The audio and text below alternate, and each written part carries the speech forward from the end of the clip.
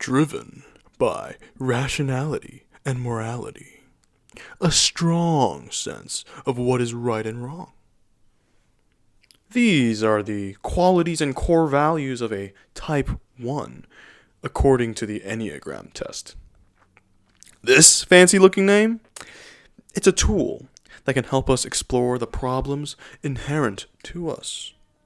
If you don't like these kinds of tests because our mind is too complicated or intricate, I have one question for you. Would you rather use a stone than your bare fist to hammer in a nail? Yeah, I'd use something else than my own fist, which would result in a new hole in myself while making a hole in the board. If you vow to the all-knowing God, Goku, that you will refuse these kinds of tests, all I have to say to you is this: suffer, while knowing that you could have found the source of your inner demons with this compass. It will turn into a massive gun to help you shoot it to death. Ego.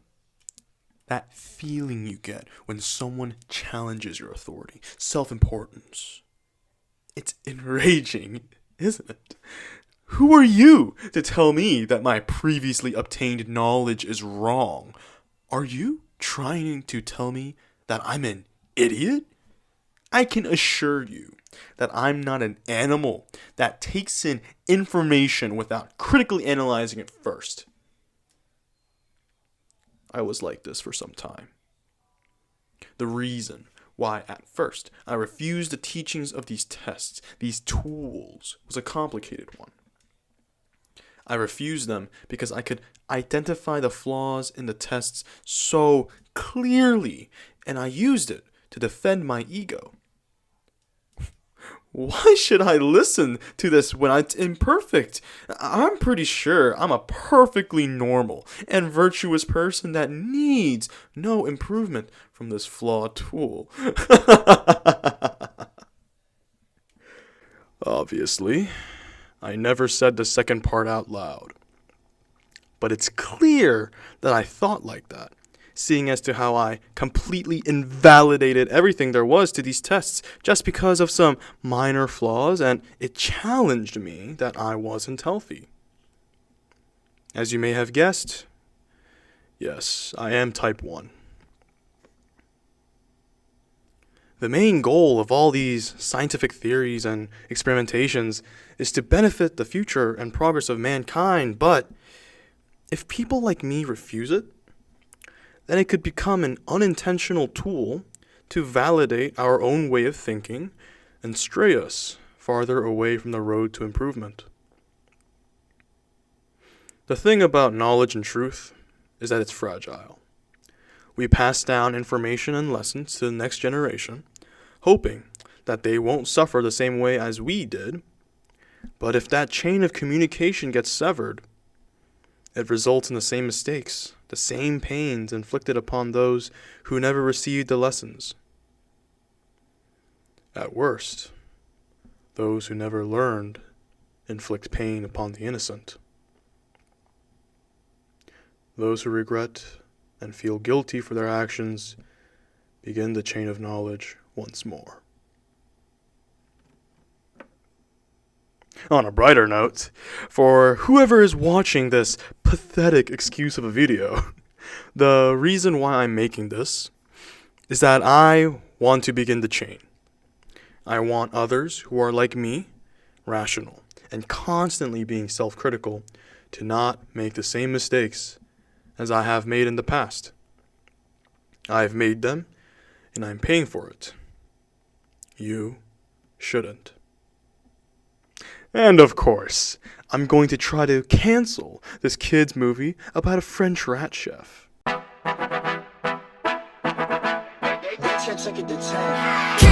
me, kiss me, infect me with your love and fill me with your poison. Take me, take me, wanna be a victim, ready for action.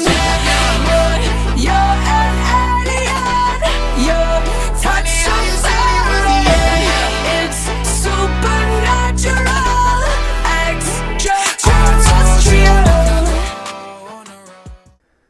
This children's movie begins with a person speaking English with a French accent, jerking himself off how French people have the best cuisine in the world and other countries should shut the fuck up, and given to that fact.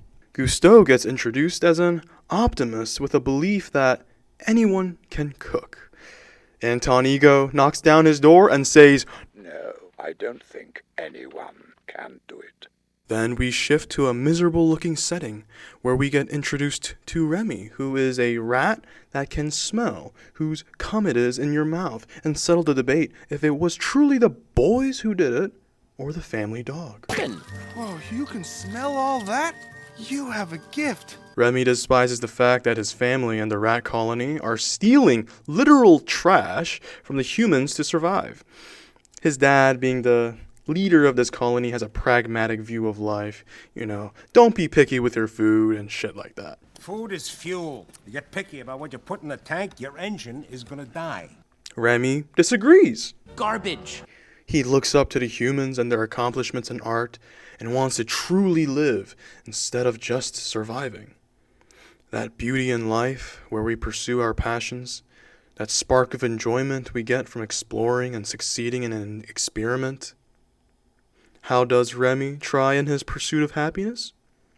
He tries to blow himself up and his brother on a rooftop. Ugh, we gotta do that again! With an addition of saffron from the kitchen of Granny's to a special menu called Cheesy Lightning Mushroom with herbs and spices. As he looks for this special little Italian spice, he brags about his knowledge of cooking, that Granny sleeps when she turns on the cooking show, and the fact that he can read to his illiterate brother. Read? Then he learns from the TV that Gusteau died from heartbreak after losing one of his stars, because of Anton Ego putting his dick onto one of his dishes and calling it mid. Remy runs to the TV in haste, then stands still in front of it, eyes wide open and his jaw loose. He hesitantly repeats the shocking news of the death of his role model. BAM! The Granny's awake. She's also a Second Amendment activist, and you know what that means. She starts blasting in her hole, and she starts blasting holes in her house in an attempt to kill Remy's brother with a shotgun. In the end, she manages to weaken the structure of her ceiling, causing the entire rat colony to collapse to the floor. Granny runs away screaming, and by the order of Remy's dad, everyone evacuates to the boats prepared for the situation. Remy, on the other hand, doesn't evacuate right away. Instead, he runs towards the book and brings it with him. Even though Remy brought this calamity to his people, he still grabs onto his passions. He cares too much about the cooking, to the point that he's acting irrationally for his Lord and Savior, Gusteau. The Granny dons on a gas mask, chases after the mice, tries to gas them and shoot them, and moving away and downriver from the anti-Semitic, Second Amendment right activist, and rat-phobic French Granny. Remy gets stranded from his family in the sewers, clinging on to his physical manifestation of his only friend, the art of cooking. As his boredom and traumatic experience mixes into a violent cocktail, he reads the cookbook. Then Gusteau, a figment of his imagination, talks to Remy through the book. Well, you are an illustration. Why am I talking to you? Oh, you just lost your family, all your friends. You are lonely. Yeah, well, you're dead. Ah, but that is no match for wishful thinking. I'm not going to tell you what else he said next. This is a view I created from real quotes of these two people, but I'm going to shape it in my image because it's the correct way, the only way to see it. And also it's funny. The scene after Gusteau, or Remy, convinces Remy to go out of the sewer has a lot of criticisms. Before I explain my perspective, I believe it's the right thing to do, to show you the facts of the scene first, to let you make your own judgment. I'm hungry! I don't know where I am, and I don't know when I'll find food again. Remy, you are better than that. You are a cook. A cook makes. A thief takes. You are not a thief. I am hungry. Food will come, Remy. Food always comes to those who love to cook. Now, people criticize how the movie represents the theme of stealing and the message it wants to impart onto its audience. My take on this scene is, of course, personal to me. So, my Enneagram Type 1 ass goes, Remy is just like me! He's just like me for real! Remy believes in morality very strongly, but has a very flawed take on this. Just because you think you're right, because of a moral high ground you take, doesn't mean you're actually right. Remy is an insecure, morally driven character. I feel as if people are implicitly applying Kantian ethics to support their arguments, such as, the moral lesson this scene is trying to portray is to never steal no matter the context. But Remy does steal from Grammy in the past, like sort of a lot, I've been down here 1,000,000 times. but in his little self-centered mind. I'm cooking. That's why it's right. It's wrong to steal. Yes, but it's okay when we cook. He's justifying his crime of stealing with his passionate reasons. And he strongly believes in that belief. I don't think this is supposed to be an actual moral lesson for the audience. I think this is an introduction of a character flaw used later to explore Remy as a character further on in the story. Which you know. That's pretty neat.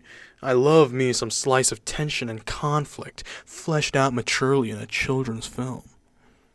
I must admit, this can be seen as a moral lesson, but come on, really?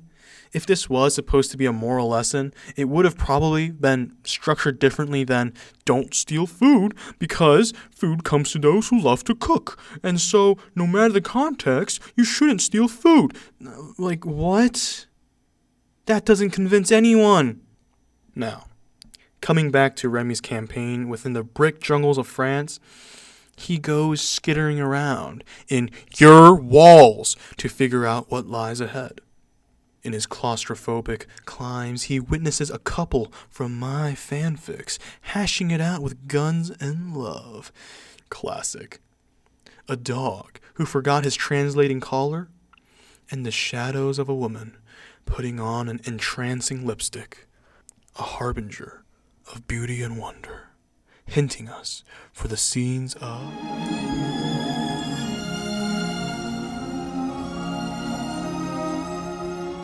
Paris? all those colorless scenes, the contrast of colors between the orange lights and the pinkish blue night sky. It all bleeds and screams the word art. Even as a small little kid who was a little too fat to be preyed upon by the pedos, I found this scene to be the most striking amongst all the other animated kids' films I watched. Now, there is something I must address before I move on from this point of the film. This is an animated movie made for adults first, kids second. I know. I kept calling this a kid's movie this entire time.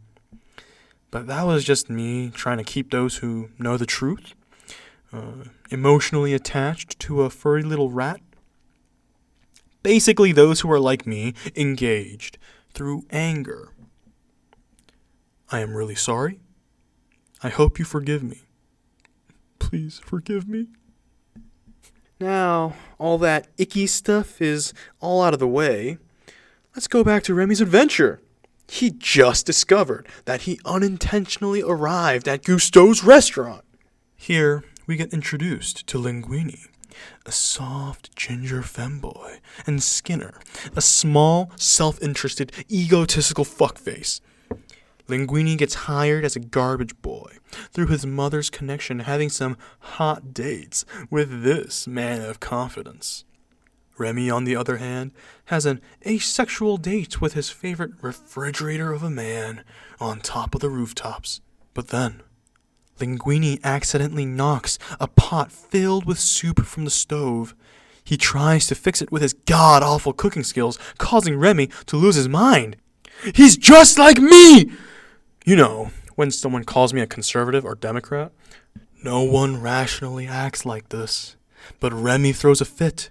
His temper is running high. He's going to say a slur! No! I can't let you get canceled, Remy!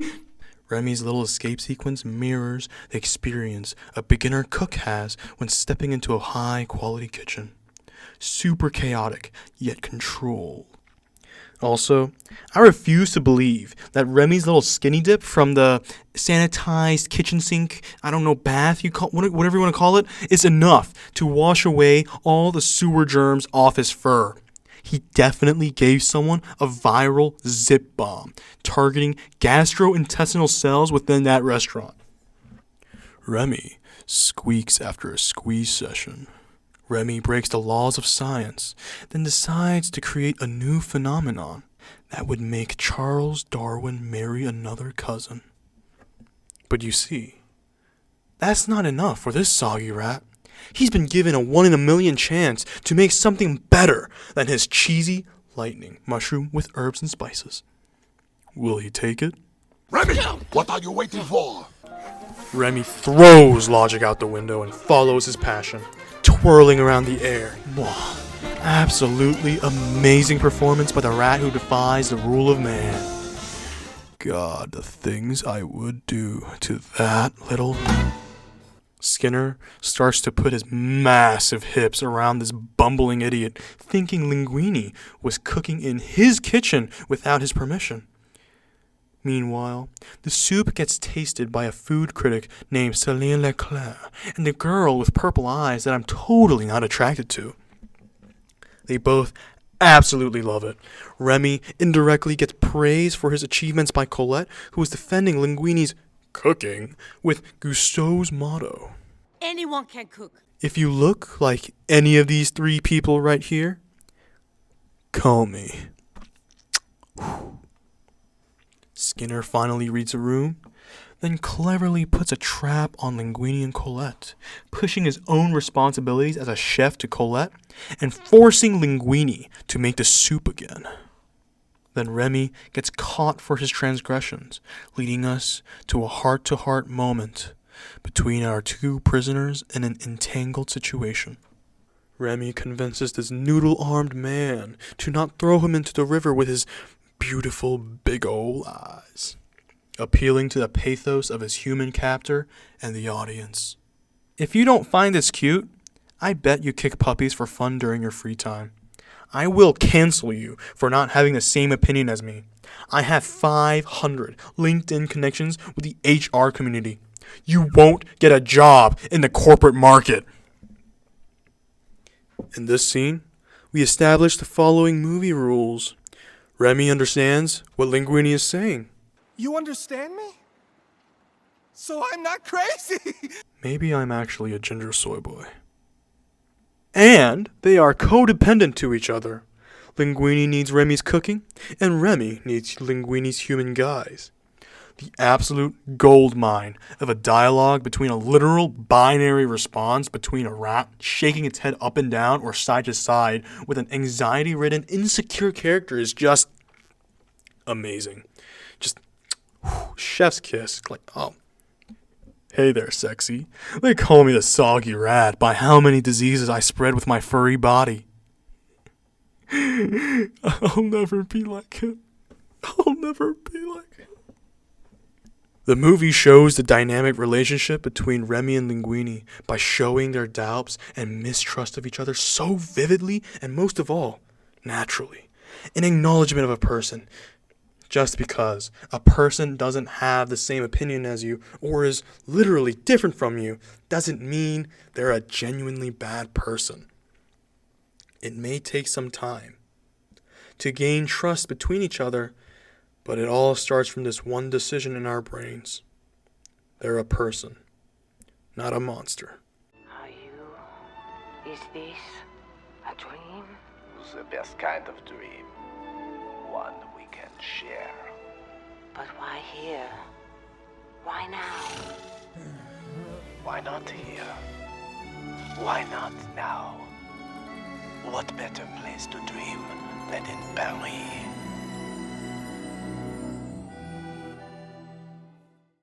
This technique the movie uses is shallow, but I'd argue that it's worthy of some recognition because it almost made me cry happily.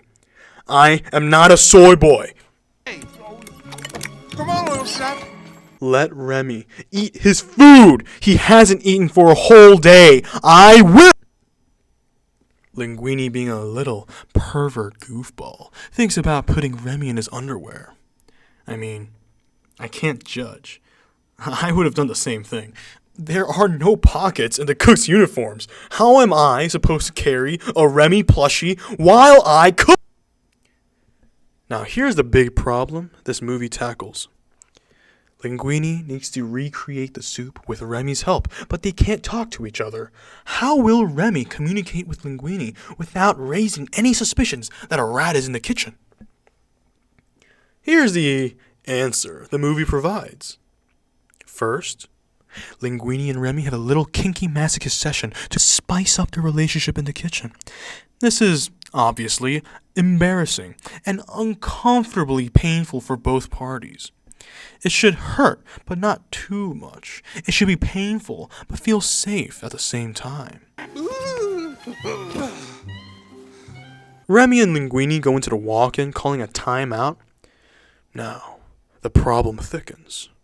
Linguini needs to make the soup with Remy's help without verbal language, without sensually biting and riding up and down Linguini's soft body. But Remy is still hungry. Linguini yoinked his ass from his omelet. Yes, Linguini addresses that, and by doing so, forgives Remy of his understandable actions of unintentional harm. As we see Remy cutely eating the cheese to stave off his hunger, Linguini goes on an exposition. I'm insane, a refrigerator talking to a rat. Skinner walks in on Linguini's meltdown and calls him a cidophile, a veggie fucker. One can get too familiar with vegetables, you know. You can't convince me that this is a kid's first, adult second film. I will call you a pedophile if you do so. Now, Remy got shoved into Linguini's hat, and he managed to save Linguini from crashing into a stack of plates by pulling onto his hair. Let me clarify this one more time. Remy can control Linguini's body by pulling his hair. Now, the movie acknowledges the fact that this is insane. Then, it demonstrates the potential of this new idea. Finally, it complicates the process and proves that our characters mastered this crazy idea. The only suitable analogy I can think of is game design. You're situated in an insane world where your preconception of knowledge doesn't hold. You're introduced to a game mechanic, then the game demonstrates it, and finally complicates things. It also tells you that it will not pull its punches, so you better have mastered this mechanic. It's a very macro level way of explaining game design, but it holds, I think, when compared to many games. Introduce, demonstrate, and complicate. Ratatouille takes the same principles to explain this insane idea of a rat pulling a man's hair to cook some hot, steamy food while being all sweaty and salty. This is an illogical and integral detail that gets explored so naturally that it becomes an iconic symbol in our media. The creators of Ratatouille could have easily made Remy talk to Linguini, but they didn't take the easy way out. They could have gone, ha, funny, insane idea. Look at him forcing Linguini to eat that wall. But no, the creators took this seriously, didn't cave in to their doubts, and created something new. Speaking of something new problem. Colette needs to teach Linguini to become a chef, but Linguini isn't cooking. It's Remy. However, the problem thickens once more. Colette doesn't like Linguini. Understandably, she's a tough, battle-hardened woman surviving in a man's world who sees Linguini as a Garbage boy who got lucky. Got it? but Linguini likes Colette. Why do you think that is? I mean, he gets turned on by a rat nipping his skin and pulling his hair. I'm pretty sure he likes to get pegged by a dominant and straightforward woman. Or maybe that's just me. Wow! Now, this isn't as daunting a task as the first one, but then we see that Skinner is literally skinning his dead friend's legacy to wear around him to make profit from cheap frozen food. Is that enough of a problem? No. What if Skinner read a purple letter written by Linguini's mother to only figure out that Gusteau failed to pull out and Linguini was Gusteau's son, but he doesn't know about it? And on top of that, if Linguini doesn't step up as an heir within 1 week, the restaurant in Gusteau's image will lie with Skinner. I must admit, these problems are comparatively small to Marvel's Infinity War. But I must also admit that these are fictional movies. I came here to have fun and think about complex themes, not a memorable line from a like-minded individual. You know, Thanos. Now we return to Colette giving the duo lessons and becoming a proper cook. No, every second counts and you cannot be mommy. I'll make this easy to remember. Keep your station clear or I will kill you. Markave chef, messy apron, clean sleeves. No. It was his job to be unexpected. It is our job to follow the recipe. Her passions bleed out into her teachings, creating a unique bond between the teacher and student that an AI cannot replicate. I refuse to believe a man in the Chinese room will genuinely provide room for empathy. And when the well of knowledge runs dry, it's the student's turn to begin a new chain of knowledge. We? You are one of us now, We? During his time learning from her, she tells brief background info of each cook within the restaurant, and all of them are so intriguing and full of character that I'd wish the movie actually explored the interactions between them and the duo. But enough of that sad, mopey stuff. The problem has been solved. Colette successfully taught Linguini and Remy how to cook properly, and Colette actually likes Linguini. Problem. Customers love the soup Remy and Linguini makes. It's tangy, spicy, and creamy. However, when you eat the same thing over and over and over and over again, you get tired of it, right? They want something else. Something new. Everyone in the kitchen goes absolutely fucking insane over this. What is you? What do I tell them? What is new? What tells them? What did you tell them? I would ask. Simple. Skinner uses his opportunity to trap Linguini once he learns that the customers love his soup. So now, the problem is this. Customers want something new.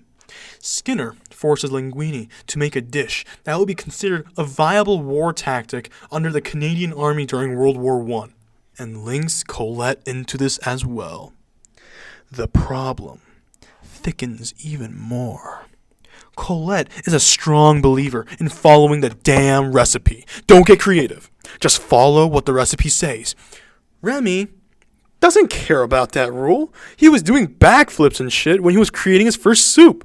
Now, how will this pan out? A complete shit show. Yo.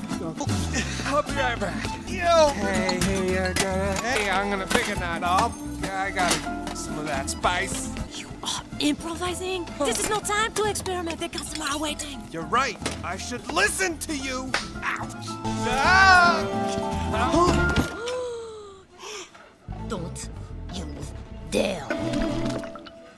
I love it. Let's go. Another big dub for my boys Remy and Linguini. But at the cost of Colette's trust. But she's a woman, so who cares? This is an obvious joke, mocking those who think like that. I don't want to clarify this fact, but we live in a world where mockery has turned into a legitimate threat to one's character and being. I just want a world where a rat pulls my hair I mean, just look at him. His comfortable posture, his swift, confident motions. You can't convince me that he isn't sexy. How can I change something that I have no control over? Oh, what is that thing? Oh, it's Remy's brother. He's alive.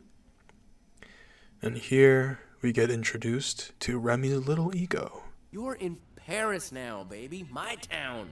No brother of mine eats rejectamenta in my town. He knows what he's doing is wrong, but he's stealing good food for his brother out of pity. He's fine. It's fine. This won't totally bite his ass later. Has returned!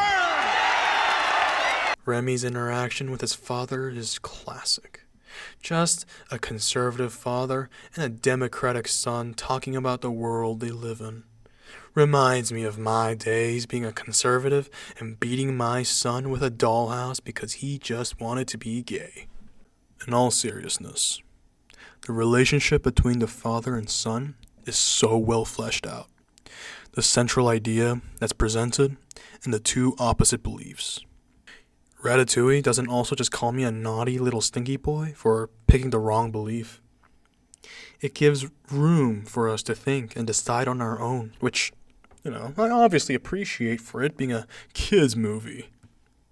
I'm sorry. I just love pissing people off. No, it's for everyone! The central idea being humans hate rats. Remy's dad thinks The world we live in belongs to the enemy. But Remy, as we all know, is an optimist. And with all the support he received from his human counterpart, he is done living under his father's judgment and view. No. But then, the central idea evolves. It becomes more mature, more defined, and handsome. This is the way things are. You can't change nature. Change is nature, Dad. The part that we can influence. And it starts when we decide. After everything gets settled, the two go their separate ways. Remy shoots a biking baguette delivery boy to cope with his stress, and finds Linguini sleeping on the job. Oh no, Colette is here too? Problem! Nah, this is so silly and goofy. I'm not gonna even try to make this a serious thing. Remy controls a sleeping Linguini to make it look like he's awake in front of Colette. Colette tries to make small talk and gets mad at Linguini's supposed Chad, Sigma-based behavioral response. Colette reveals her feelings to Linguini, and he responds with, boring. Get that weak-ass pussy's hog out of my face. Linguini, now back in full control, tries to remedy the situation with Colette. By trying to appeal to her empathy, he tries to reveal his small cock. I have this tiny, little... And schizophrenia. He's up here. In your brain. Yeah, why is it so hard to talk to you? Maybe because you find a rat pulling your hair to be a good thing, you sex freak. He acts like a Giga Chad. Tries to reveal his small dick and schizophrenia. Rambles about his insecurities. And finally he face attacks her. This works. Peak comedy. Obviously, don't do this in real life with girls. Only with the homies. If you don't have the homies in acceptable range, do it with a rodent. They don't have consent, you see. Now, here we get introduced to the final boss of the movie, Ego. Then tell me, Ambrister, how could it be popular? Ooh, baby, I want you in me, Anton. He isn't the final boss, by the way. Ego with a lowercase e is. Although Anton Ego is literally the extreme side of it in a critic, and a very sexy one at that. Now, here's some spicy conflict after Remy forced Linguini to invade Colette. Linguini and Colette obviously like each other. Remy feels like the third wheel. His little human is rebelling against his control. What will he do? Oh no, he's getting pushed out. He's all alone. No! Feeling abandoned and betrayed, he says, "Fuck morality. My ego is getting stomped to a pulp. I need to feel important." And so, when his brother and his friends show up for some free, high-quality food, he gives in. As he tries to find the key to open the walk-in, some funny shenanigans occur. He's your son? I have a son? Just skip this portion of Skinner chasing Remy unless you want to see some rad and furious action. All you need to know is that Remy read Gusteau's will and helped Linguini find the will in Skinner's office. Colette gets the information, and the trio confronts Skinner, which results in him getting kicked out. Now Linguini's the owner. The Skinner problem got solved. Let's go. Yippee! Another win. He gets rich from Gusteau's will, buys a new home for him and Remy, spends more time with Colette and Skinner. Why is he still here? He's done his part. Get him out of my sight. I find the Rat and Furious portion and Skinner still being relevant after serving his part to be the only thing that irritates the fuck out of me while watching this movie. Anyways, that's enough bickering about the flaws. Although the journey was difficult and unique for Remy and Linguini, in the end, they've made massive progress in such a short amount of time. Everyone cheers and praises their accomplishments, which, it isn't inherently a bad thing. But it can be a tool to inflate the egos of our duo. Within Linguini's interview with the press, ego takes center stage. I cooked the food. I got us a restaurant. I was the only sole factor in our success. Linguini, get your girlfriend's strap-on out of your ass and our system of cooking, you ginger soy boy. Really? You have the gall to say that Colette is your inspiration in cooking? The cooking that I did? Linguini, on the other hand, is getting pretty tired of all this hair pulling. You know what, little chef? I'm done. I'm tired of being your puppet. You're a dumb, kinky fascist, trying to control my every move, my relationship with Colette, and now the importance of my contributions? Go seize the means of production with your rat family. I can cook too, I don't need your help anymore. Then Anton Ego bursts in like, "Hey, Linguini! I inadvertently killed your father, and his blood flows through your veins, doesn't it? Let's see how good you really are. If you fail to impress me, well, you successfully proved that you really are Gusteau's pathetic offspring. Just like father and son. High hopes and rubbish skill." Linguini throws Remy out and rants about how ego is coming. Sadly, they themselves don't realize that ego has already achieved its first victory. An enemy within, wreaking havoc across the trust between our beloved duo. Remy gives in fully to his rat nature. He knows stealing is wrong, but does it matter? He just got betrayed by his ginger twink. Linguini deserves what's coming next.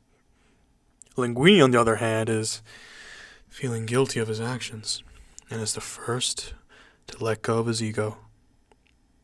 He finds Remy and seeks forgiveness. "Hey, little chef. I'm sorry for throwing you like that. As you know, ego is coming, and so many expectations are suddenly on my shoulders after I became the star of Paris. But the truth is that you're the one that cooks. You're the one that cooks, yeah, you are. And I couldn't have made it all the way here without you. I get all the fame and glory, but that should all be directed to you. I wasn't fair, and I don't deserve such an honorable friend." And then Remy goes,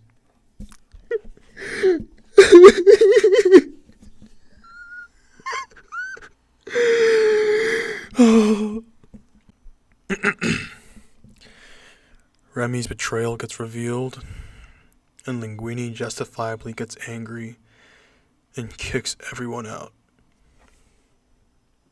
Problem. Ego. Solution? Drop it. You're right, Dad. Who am I kidding? We are what we are. And we're rats.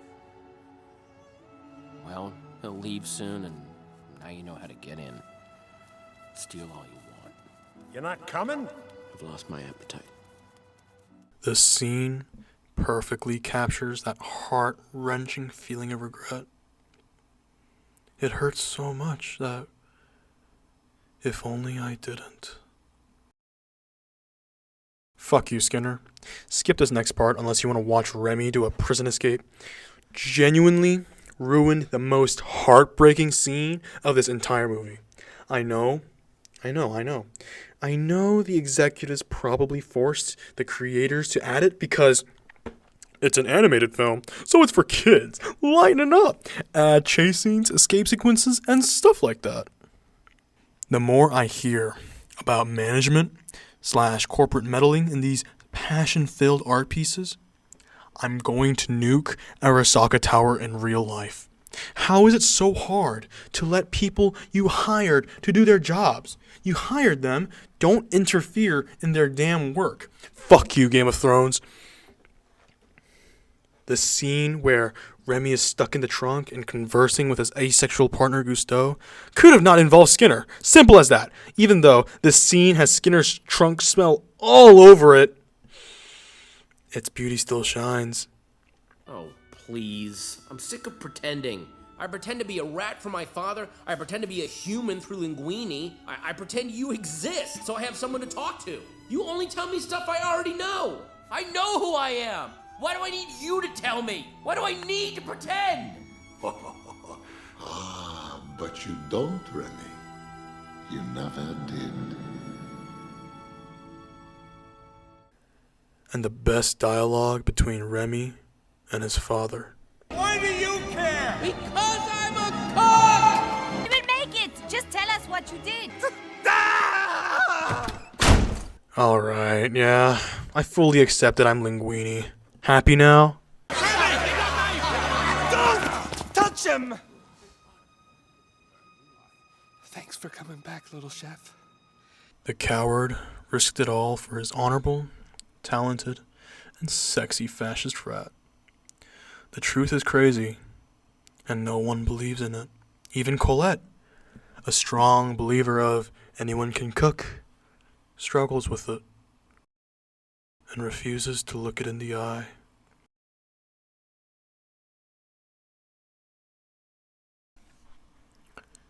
Just as how the duo solved their insane problem with an insane solution, the movie portrays a creative answer so naturally that it makes sense that these rats definitely didn't spread the bubonic plague to everyone. Colette returns after experiencing an epiphany that maybe Remy can cook. Even though he's a soggy, little fascist rat, he is an artist in the end. Remy creates his lowly peasant dish to Ego and drags him down from his critique stronghold.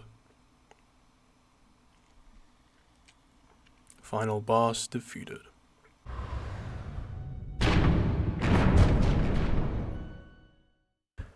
In the face of true greatness, being humbled by an extraordinary experience is one thing. Being humbled by an animal you despise is another. Of course, this is all fiction. However, I can't count the number of times I've witnessed people treating other people like animals, so I'd have to argue that this moment has to be shocking for anyone when confronted with this fact. Anton Ego's monologue made me cry twice in my entire lifetime. And I'm proud of that fact. Yes, I cried at a kid's movie as an adult. Why do you care? Oh, you find it funny? Well, I like getting pegged by a dumb, shortcut, purple-eyed French girl, so who's a real winner here? It's a beautiful message, beginning with self-acceptance and, man, fuck it, I'm playing the entire thing. In many ways, the work of a critic is easy. We risk very little, yet enjoy a position over those who offer up their work and themselves to our judgment. We thrive on negative criticism, which is fun to write and to read. But the bitter truth we critics must face is that in the grand scheme of things, the average piece of junk is probably more meaningful than our criticism designating it so. But there are times when a critic truly risks something, and that is in the discovery and defense of the new. The world is often unkind to new talent, new creations. The new needs friends. Last night I experienced something new. An extraordinary meal from a singularly unexpected source. To say that both the meal and its maker have challenged my preconceptions about fine cooking is a gross understatement. They have rocked me to my core. In the past, I have made no secret of my disdain for Chef Gusteau's famous motto, "Anyone can cook," but I realize only now do I truly understand what he meant. Not everyone can become a great artist, but a great artist can come from anywhere. It is difficult to imagine more humble origins than those of the genius now cooking at Gusteau's, who is, in this critic's opinion, nothing less than the finest chef in France. I will be returning to Gusteau soon, hungry for more. Peace up, A-Town down. Yeah! And so the rat and the man depended on each other for support, growing together as one, solving problems and conquering their foes. But their egos split them apart and forced them to be individuals. In the end, they would drop their egos, trust in one another, and exemplify their unique traits while working together to destroy their biggest enemy of all, ego. I honestly thought Remy was a type 1 like me, but I'm pretty sure he's a type 4. This is why I don't like these tests. These tests rarely account for anomalies in their descriptions, like type 1s are supposed to be all reserved and stoic. You saw this video. I've suppressed my imposter syndrome as much as I could. I bet you can feel my free will through your screen. Remy? He constantly states morality, which, admittedly, was the reason why I thought his insecurities from the beginning of the movie resembled mine as a child, and his ego trip, oh man! His decision to betray Linguini was just... And here I must say, these tests are made for the general population. Every one of us has a unique life and quirk. This is why these tests are imperfect. A type 1 isn't limited to just morality. A type 4 isn't limited to just art. Let's wrap up this bombastic video of me having the most inappropriate reactions to a children's film. The message the movie and I both want to share with you is that if you pour all your passion into something that you really want, you can truly create something new and exciting. If you feel pressured to make it the right way, don't be. There is no right way to create art. Take something you really liked and improve upon it. Take two things you enjoyed and mix them together. But most importantly, make something that you want to see yourself. Don't be discouraged by failure. It may seem daunting, but any path in life worth traveling requires it. Befriend it. Learn from it. Put your dick in it. Who cares? As long as you progress through it, you will succeed in making your own creation.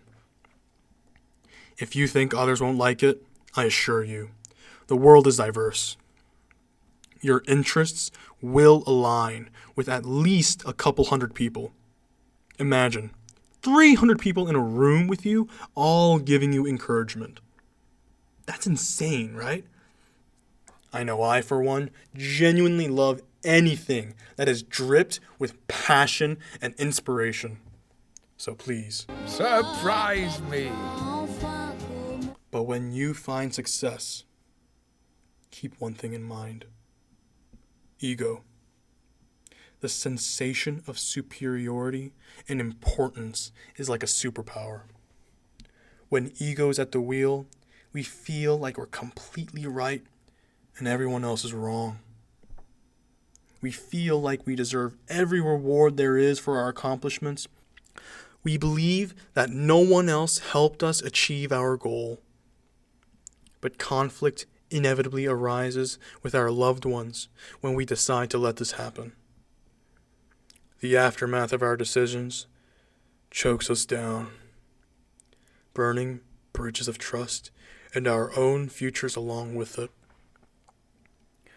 Alas, that same self-inflicted pain executes its own creator. Ego creates guilt, and guilt destroys ego.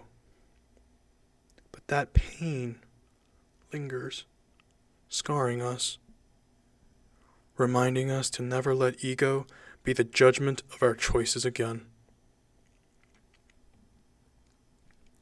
I wish those who never experienced this pain to learn the dangers of ego, so you don't have to begin the chain of knowledge again. Thank you for watching. I love you.